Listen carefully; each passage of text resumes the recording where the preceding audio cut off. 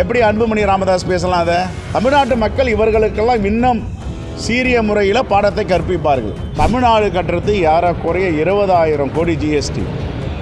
ஆனால் அவர்களுக்கு ஏறக்குறைய 1,00,000 கோடி நிதி ஒதுக்குறாங்க. தமிழ்நாட்டுக்கு ஒன்றுமே இல்லை. இருதயத்தில் ஈரமில்லாத ஒன்றிய அரசு தான் மோடியோட அரசு. தமிழ்நாட்டு மக்களை வஞ்சித்திருக்கிறார்கள். எல்லா மாநிலத்துடைய வரி பணத்தையும் தன்னுடைய ஆட்சி ஆயுட்காலத்தை நீடிப்பதற்கு நிதி ஒதுக்கி இருக்கிறார்கள்.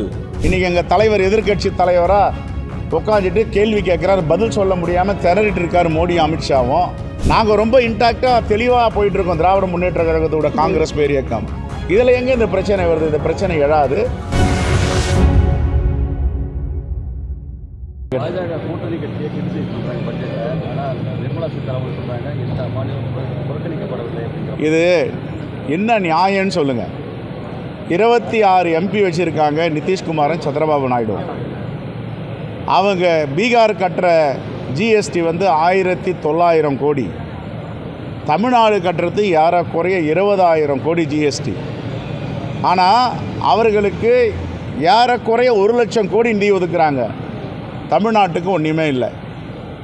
அதே போன்று பீகாருக்கு வெள்ள நிவாரண தடுப்பு பணிகளுக்கு 11,500 கோடி.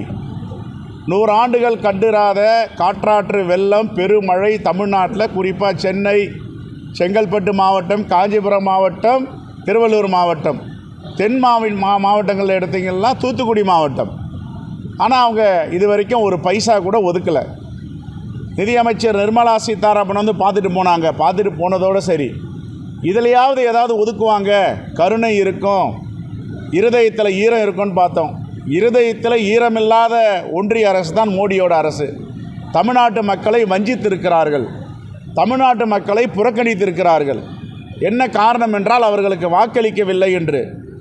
இது இந்திய யூனியன் பட்ஜெட்டு கிடையாது. ஒன்றிய அரசினுடைய பட்ஜெட்டுன்னு யாரும் ஏற்றுக்க மாட்டாங்க. 2 மாநிலத்துக்காக எல்லா மாநிலத்துடைய வரி பணத்தையும் தன்னுடைய ஆட்சி ஆயுட்காலத்தை நீடிப்பதற்கு நிதி ஒதுக்கி இருக்கிறார்கள்.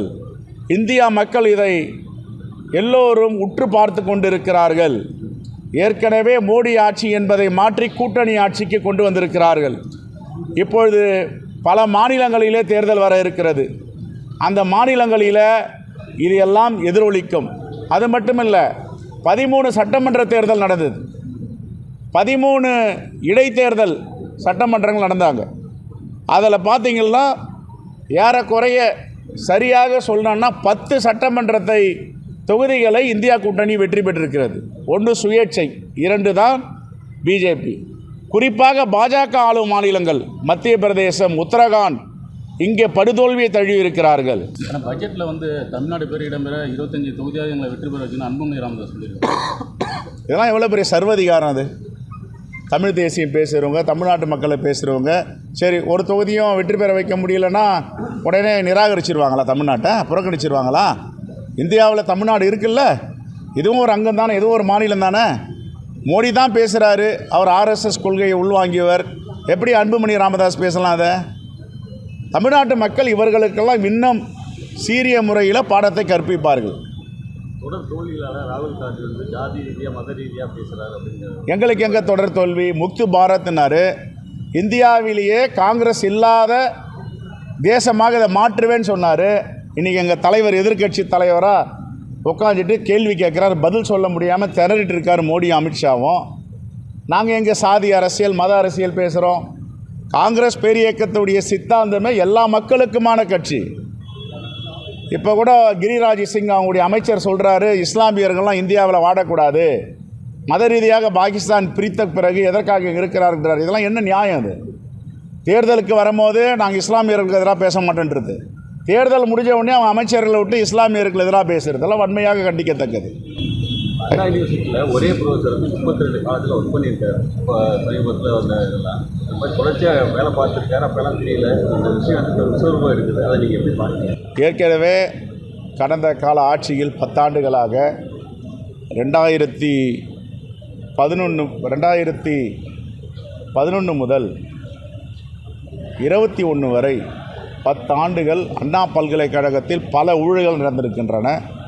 அந்த ஊழல்களில் குறிப்பாக டிஜிட்டலேஷன், வினாத்தாள் திருத்தம், இப்படி என்று பல ஊழல்கள். அங்கே இருந்த கண்ட்ரோலர் ஆஃப் எக்ஸாமினேஷன் உமா அவர்கள் எப்படி இறந்தார் என்று தெரியவில்லை. இன்னொருத்தர் சீதாலட்சுமி டெப்டி கண்ட்ரோலர், எல்லாம் 50 வயது கூட கடக்காதவர்கள் இறந்திருக்கிறார்கள். இப்போ அதை கண்ட்ரோலர் ஆஃப் ஆடிட்டர் ஜெனரல் என்னென்ன தவறு செய்திருக்கிறார்கள் என்றதை சட்டப்பேரவைக்கு அளித்திருக்கிறார். அதை நாங்கள் தான் விசாரித்து கொண்டிருக்கிறோம். தொடர்ந்து அண்ணா பல்கலைக்கழகத்தில் தவறுகள் நடந்து கொண்டிருக்கின்றன, அதில் மாற்று கருத்தே கிடையாது. அவங்கெல்லாம் தமிழ்நாடு அரசு சம்பளம் கொடுக்குது அண்ணா பல்கலைக்கழகத்துக்கு. அண்ணா பல்கலைக்கழகத்துடைய வேந்தராகட்டும், பதிவாளராகட்டும், ப்ரொஃபஸர்ஸ் ஆகட்டும் சம்பளம் கொடுக்குறது தமிழ்நாடு அரசு. ஆனால் அவர்கள் விசுவாசமாக இருப்பது ஒன்றிய அரசுக்கு.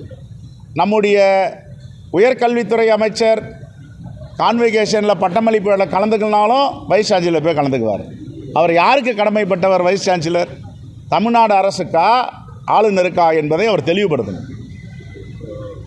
40 டிஎம்சி தண்ணி கேட்குறாங்க சார். நம்ம ஏற்கனவே அவர் சிவகுமார் என்ன சொல்கிறாருன்னா ஆல்ரெடி நம்ம கொடுத்துட்டோம், சில உபரிகள் தான் விட்டுருக்காங்க, அதை கொடுத்துட்டாங்கிறாரு. இல்லை, இப்போ நம்ம காவிரி நடுவர் மன்றம் உச்சநீதிமன்ற தீர்ப்பு ரொம்ப தெளிவாக சொல்லியிருக்கு. நமக்கு கொடுக்க வேண்டிய உரிமையை அவருக்கு கொடுத்து தான் ஆகணும், அதை மறுப்பு சொல்ல முடியாது. இப்போது உச்சநீதிமன்ற தீர்ப்பு, காவிரி நடுவர் மன்றம், காவிரி வழிகாட்டுதல் மன்றம் குழு எல்லாமே தீர்ப்பு கொடுத்துருக்காங்க. இந்த தீர்ப்பை ஒரு மாநில அரசு நடைமுறைப்படுத்தவில்லைன்னா யார் நடைமுறைப்படுத்தணும்? அதை ஒன்றிய அரசு நடைமுறைப்படுத்தணும். ஏன் பிஜேபி அரசு வேடிக்கை பார்க்குது? மோடி இதில் தலையிட்டு தமிழ்நாட்டுக்கு தேவையான தண்ணீரை கர்நாடக அரசு கொடுக்கணும்னு அவர் நிர்பந்தம் பண்ணணும். தேங்க்யூ. சார், கடைசியாக ஒரு கேள்வி சார்.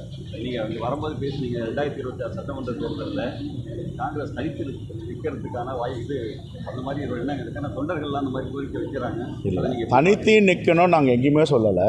தேர்தலை பொறுத்தவரை எந்த தேர்தலும், சட்டப்பேரவை ஆகட்டும், உள்ளாட்சி ஆகட்டும், நாடாளுமன்றம் ஆகட்டும், எங்கள் அகில இந்திய காங்கிரஸ் தலைமை முடிவு செய்யும். ஆனால் எல்லோருக்கும் ஒரு ஏக்கம் என்ன இருக்குன்னா, நாம் தொடர்ந்து சரிவை சந்தித்து கொண்டு இருக்கிறோமே. 100 தொகுதி வாங்கணும், அப்புறம் 63, அப்புறம் 41, 20, இந்த கலந்துரையாடலில் இந்த சங்கடங்களையும் வருத்தங்களையும் சொல்கிறாங்க. ஆனால் கட்சிக்குள்ளே என்ன கலந்துரையாடல் செய்தாலும், அவருடைய கருத்துக்களை சொன்னாலும், இந்த கருத்துக்களை நான் அகில இந்திய தலைமைக்கு எடுத்து செல்லுவேன். ஆனால் முடிவு செய்கிறது அகில இந்திய தலைமை தான் முடிவு செய்யும். இப்போ பொறுத்த வரைக்கும் திராவிட முன்னேற்ற கழகத்தோடு இந்தியா கூட்டணி வலிமையாக இருக்கிறது, உண்மையாக இருக்கிறது. எங்கள் கூட்டணி இந்த தேசத்தை காப்பாற்றப் போகின்ற கூட்டணி. காங்கிரஸ் பேரியக்கம் வலிமை பெற்றால் இந்தியா கூட்டணி வலிமை பெறும், இந்தியா கூட்டணி வலிமை பெற்றால் தேசம் வலிமை பெறும். இதுதான் எங்களுடைய கருத்து. நாங்கள் ரொம்ப இன்டாக்டாக தெளிவாக போயிட்டுருக்கோம். திராவிட முன்னேற்ற கழகத்தோட காங்கிரஸ் பேரியக்கம் இதில் எங்கே இந்த பிரச்சனை வருது? இந்த பிரச்சனை எழாது. அவரவர்கள் கருத்து சொல்லுவாங்க, கருத்து சுதந்திரம் இருக்குது. நன்றி. தமிழகத்தில் நாளுக்கு நாள் கொலை சம்பவம் அதிகரிச்சுட்டு, இதில் கஞ்சா எல்லாமே அதிகரிச்சுட்டு, சட்ட ஒழுங்கு சரியாக பாதுகாக்கலன்னு சொல்லி பலரும் குற்றம் சொன்னாங்க. இல்லை, கடுமையாக ஒடுக்க வேண்டும்.